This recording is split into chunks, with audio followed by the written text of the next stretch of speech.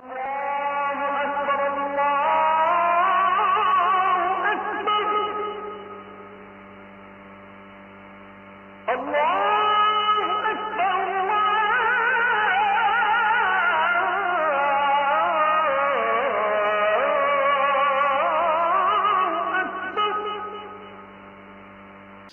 দেখে ভোট দিবেন? আমাদের দেশে মানুষ তো লোককে দেখে ভোট দেয়, তাই না?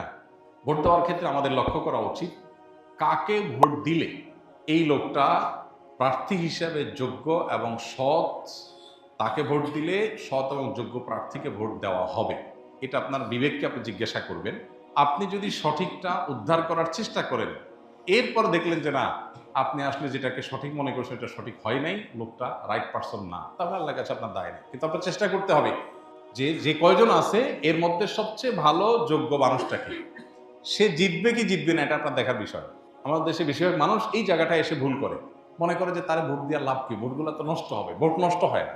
একটা ভালো মানুষ যদি অল্প কয়েকটা ভোটও পায়, তাহলে সে এটার উপর ভিত্তি করে সামনে আর কয়েকটা পাবে, তারপর আবার আরো কয়েকটা পাবে। কিন্তু আপনি যদি ভোট দেওয়ার এই রাস্তাটা বন্ধ করেন, অথবা তাকে সে কম ভোট পাবে এই চিন্তা করে আরেকজনকে ভোট দেন, তাহলে কি হবে? এই চান্সে খারাপ মানুষগুলো তাদের খারাপের রাজত্ব আরো বেশি করে করতে পারবে। কেউ জিতুক সেটা আপনি চাইতে পারেন, কিন্তু জিতানো আপনার দায়িত্ব না। আল্লাহর কাছে দায়িত্ব হলো, আপনার কাছে মতামত চাওয়া হয়েছে, আপনি মত দেওয়ার সময় সবচেয়ে ভালো উপযুক্ত ব্যক্তির পক্ষে মত আপনি দিবেন, বাস। এটা হলো আপনার কাজ। যে লোককে ভোট দিলে আপনার ইমান, আমল, ইসলামের স্বার্থ, মুসলিম উম্মার স্বার্থ সংরক্ষিত হবে, আপনি বিশ্বাস করেন। যাকে ভোট দিলে দেশের সার্বিক উন্নতি হবে, চুরি ডাকাতি হবে না, দুর্নীতি 2 নম্বরই হবে না, যে কারণে আমাদের দেশ পিছিয়ে আছে। পৃথিবীর বহু দেশের তলানিতে আমরা পড়ে আছি। যাকে ভোট দিলে আমরা সেখান থেকে উঠার রাস্তা পাবো, তাকে আপনাকে ভোট দিতে হবে। এক্ষেত্রে বায়াসনেসের ঊর্ধ্বে উঠা, এক্ষেত্রে আপনার গোষ্ঠীগত, বংশগত, পরিচয়গত, এই সমস্ত বিষয়গুলোর ঊর্ধ্বে উঠা, সামান্য একটু স্বার্থের জন্য, একটু টাকা পয়সার লোভে আমরা আজকাল অনেক সময় ভোট দিয়ে দিই, সেটা যেন না হয়। আল্লাহর কাছে অনেক বড় একটা জবাবদিহিতার জায়গা। নবীজি বলেছেন, ইযা উসিদাল আমরু ইলা গায়রি আহলিহি ফান্তাজিরিস সাআ। অযোগ্য মানুষকে যখন কোনো জায়গায় বসানো হবে, অপাত্রে যদি মানুষ তার মতামত দেয়, বা কোনো অযোগ্য মানুষকে যদি কোনো যোগ্য মানুষের চেয়ারে বসানো হয়, তাহলে কিয়ামতের অপেক্ষা করবা তোমরা। এটা কিয়ামতের আলামত। এই আলামত এখন চলে আসছে না, আসছে না? অতএব আমাদেরকে এখানে দায়িত্বশীলতার পরিচয় দিতে হবে। আল্লাহ বলেছেন, ইন্নাল্লাহা ইয়ামুরুকুম আন তুআদ্দুল আমানাতি ইলা আহলিহা। আল্লাহ তাআলা তোমাদের নির্দেশ করেছেন আমানত যথাস্থানে পৌঁছাও, অপাত্রে যেন আমানত না যায়। আল মুস্তাশারু মু'তামান। একজন মানুষ তার মতামত চাওয়া হলে, পরামর্শ চাওয়া হলে, তখন সে আমানতদার হয়ে যায়, তার কাছে এটা আমানত হয়ে যায়। অনেক বড় একটা ব্যাপার। আমানতের খেয়ানত করলে এর ভয়াবহতা অনেক বেশি, এবং যত অপকর্মের দায় আপনাকে নিতে হবে, বিশেষ করে এই সুযোগ পেয়ে যত অপকর্ম সে করেছে, যদি আপনার ধারণা থাকে যে সে এই টাইপের কাজ করতে পারে, তাহলে সৎ মানুষ, নেককার মানুষ, দিন, উম্মাহ, ইসলাম এবং দেশের সার্বিক কল্যাণ বিবেচনা আপনাকে করতেই হবে। আমি যাকে ভোট দেবো সে জিতুক কি না জিতুক সেটা আমার বিষয় না, সে জিতবে কি জিতবে না এটা আমার বিষয় না। আমার দায়িত্ব আমার সিদ্ধান্তটা সঠিক জায়গায় দেওয়া, বাকি আল্লাহটা আল্লাহ দেখবে। আল্লাহ যদি তারে সুযোগ না দেন, সেটা আমাদের অযোগ্যতার কারণে আল্লাহ দেন না, কিন্তু আমার দায়িত্ব আমি সঠিকভাবে পালন করতে হবে। আল্লাহ আমাদেরকে তৌফিক দান করুন। আমি কাজ জানি, কিন্তু ইন্টারভিউ দুর্বল থাকায় অন্য একজনকে দিয়ে ইন্টারভিউ দিয়ে পাশ করে পরবর্তীতে আমি ইনকাম করলে হালাল হবে কিনা, ভালো বুদ্ধি। নিজে ইন্টারভিউ দিতে নার্ভাস ফিল করেন, পারেন না, আরেকজনকে দিয়ে করাইলেন, করায় আপনি চাকরি করলেন। এটা যদি আপনি করেন, তাহলে সেক্ষেত্রে আপনি তো প্রতারণা করলেন, আপনি তো একটা ধোঁকা দিলেন। আর নবীজি বলেছেন, মান গাশশা ফালাইসা মিন্না। যে ব্যক্তি ধোঁকা দেয় সে আমার উম্মত না। এজন্য এটা জায়েজ হবে না। তবে চাকরিতে যাওয়ার পর যদি আপনি যে কাজটা করছেন সেই কাজটা যদি লিগ্যাল হয়, হালাল হয়, তাহলে আপনার পারিশ্রমিক গ্রহণ করা হালাল হবে। বাট আপনি একটা প্রতারণা করেছেন, একটা কবিরা গুনাহ করেছেন, এর জন্য আপনার গুনাহ হবে, এবং সেটা তওবা করা ছাড়া মাফ হবে না। বিভিন্ন অনুষ্ঠানে উচ্চস্বরে গান বাজানো হয়, এমনও হয় রাত 1টা-2টা পর্যন্ত বাজে। মানুষের ঘুম নষ্ট করে তাদেরকে কষ্ট দেওয়া, বাধ্য করে গান শোনানো তাদের কীরকম গুনাহ? আর কোনো আশেপাশের মানুষ বাসায় বসে গানকে এনজয় করা একজনকে পজিটিভলি নিলে তার গুনাহ হবে কিনা?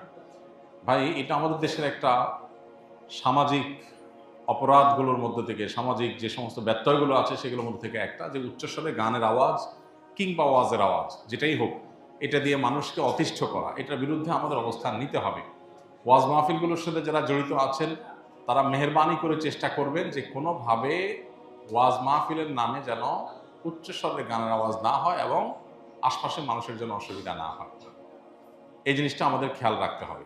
একই সাথে আমাদেরকে মনে রাখতে হবে যে এই যে গান বাজনা যারা করছেন বেশিরভাগ তরুণরা এটার সাথে জড়িত, মানে তরুণরাই সাধারণত আয়োজনগুলো করে, সেজন্য বলা। এই জন্য তরুণদেরকে সিদ্ধান্ত নিতে হবে যে আমি আনন্দ করব, এই আনন্দটা আরেকজনের কষ্টের কারণ হবে, আরেকজনের পেরেশানির কারণ হবে, এটা তো হতে পারে না। এই জন্য একজন ইমানদার হিসাবে আমাদের উচিত না কাউকে কষ্ট দেওয়া। নবী করিম সাল্লাল্লাহু সাল্লামের মসজিদে এক লোক জোরে তেলাওয়াত করেছেন, নবীজি বলেছেন তুমি কোনো বধিরকে শোনাচ্ছ না, যে আল্লাহকে শোনাচ্ছ তিনি সব শুনতে পান, অর্থাৎ উচ্চস্বরে পড়িও না, আরেকজন ডিস্টার্ব হয়। সেখানে আমরা কিভাবে ওয়াজ করতে গিয়ে মানুষের ডিস্টার্বের কারণ হয়, বিশেষ করে ঢাকায়, চট্টগ্রামের শহরগুলোতে যে মাহফিলগুলো হয়, গ্রামেও দূর দূরান্ত পর্যন্ত মাইক লাগাইলাম, এমন ভলিউমে আমি ওয়াজ দিলাম রাত 12টা-1টা পর্যন্ত যে মানুষ ঘুমাইতে পারলো না, সকালে ডিউটি আছে, সে ঘুমাইতে পারছে না, বাচ্চাদের অসুস্থ, হার্টের রোগীদের কষ্ট হয়, কোনো অবস্থাতে এটা গ্রহণযোগ্য না। এটার বিরুদ্ধে আমাদের প্রত্যেকটা মানুষকে দায়িত্বশীলতার সাথে কথা বলতে হবে, ভূমিকা রাখতে হবে।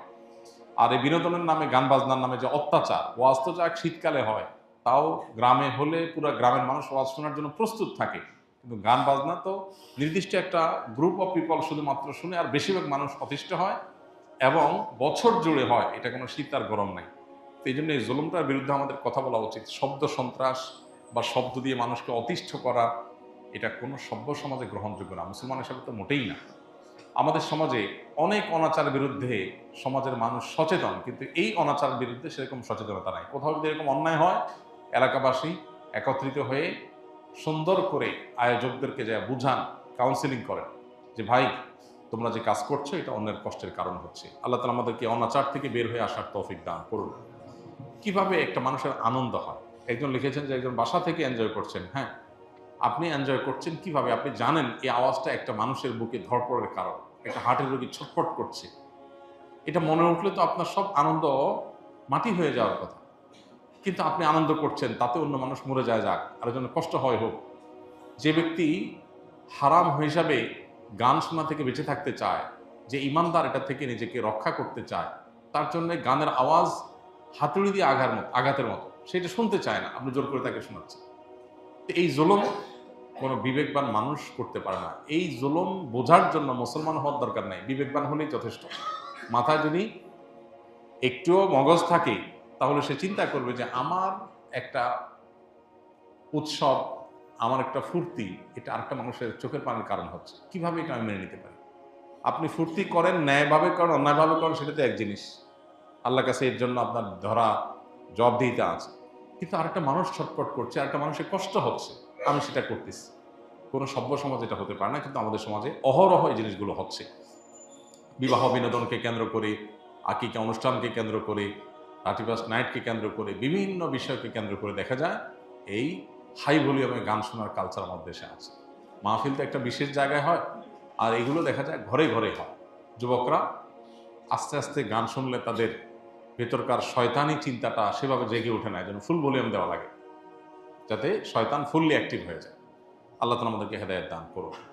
তরুণদেরকে এগুলোর বিরুদ্ধে দাঁড়াতে হবে এবং সমাজে এই অনাচারগুলো এগুলো রোধ করার জন্য তরুণদেরকে এলাকাতে সংগঠিত হয়ে কাজ করতে হবে ইনশাআল্লাহ তাআলা।